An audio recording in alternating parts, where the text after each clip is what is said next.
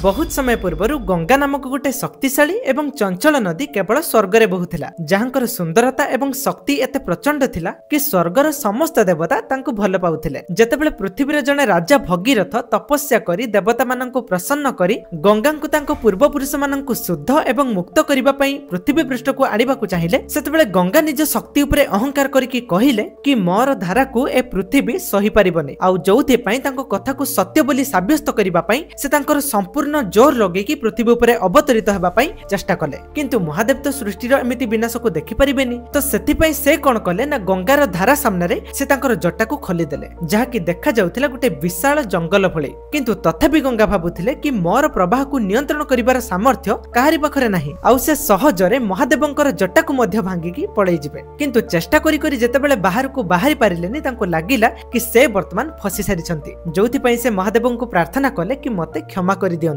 आउ दया करी कि मते पृथ्वी पृष्ठ को उल्लेबाकू दियंतु। जहा परे महादेव मध्य तांको क्षमा करि देई तांको जटारु गंगांकर केवल गोटिए धारा को पृथ्वी पृष्ठ को छाडिले जेतिकी कि भगीरथंकर आवश्यक थिला। आउ एई भଳି भाबरे अगणित पाप को धोउथिबा आम गंगा मातांकर अवतरण पृथ्वी पृष्ठ रे हिथिला।